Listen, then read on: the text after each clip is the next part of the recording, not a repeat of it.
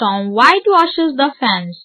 Tom Sawyer lived with his Aunt Polly. He was a troublesome boy, but Aunt Polly was strict with him. She knew how to make him listen to her. One Sunday morning the sun shone brightly. It was a great day. The children didn't have to go to school. They were getting up ready to enjoy a day of fun playing with their friends. But one boy was not so happy. Tom appeared with a bucket full of whitewash and instructions from Auntie Polly that he was to spend the day whitewashing the fence. What a waste of Sunday! Tom dipped the brush into the whitewash and passed it along the top plank of the wooden fence. He then stepped back and looked at his work. He felt very sorry for himself and sat down on a box.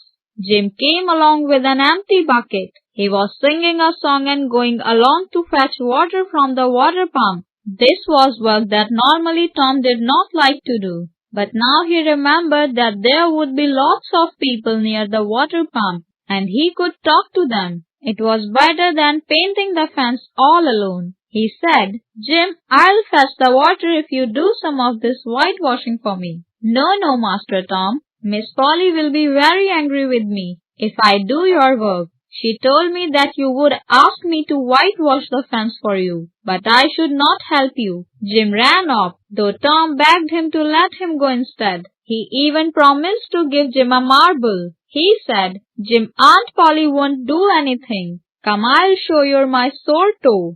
Jim said he was afraid of Aunt Polly hitting him, but he did want to get a marble or see Tom's sore toe. He put down the bucket and began to look at the Tom, taking the bandage off his toe. Along came Aunt Polly and Jim ran off as Tom picked up the brush and began painting. Tom thought about his problem for a while and suddenly had a good idea. He began to paint the fence peacefully. Along came Ben eating an apple and making the sound of a steamboat.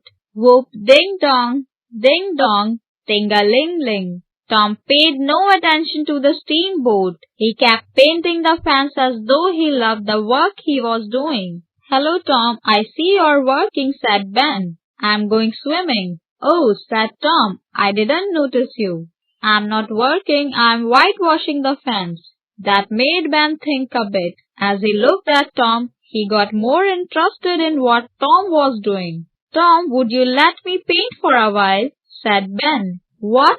said Tom. "Aunt Polly wouldn't like that. She is very particular about this fence. Now, if it was the back fence, it would be different. Not everyone can paint this fence properly." "Come on, Tom," said Ben. "Let me try. Please, I'll give you the middle of my apple. In fact, I'll give you the whole apple. I'll be careful, I promise you." "Well, okay," said Tom, slowly giving the brush to Ben and taking the apple from him. Tom sat on an empty barrel and munched on the apple, and Ben whitewashed the fence. Other boys came along one after the other. Each one wanted to paint the fence. It seemed to be so much fun. Each one gave Tom something, and Tom allowed the boys to do the work Aunt Polly had given him. Billy Fisher gave him a kite. Johnny Miller gave him a dead rat on a string. He also got a piece of chalk, a tin soldier, 6 firecrackers, a kitten with just one eye, a brass doorknob, a dog collar, but no dog, the handle of a knife, and some other things as well. He felt quite rich, much richer than he had been that morning. He had a lazy day as well, and plenty of company. Best of all, the fence had 3 coats of paint on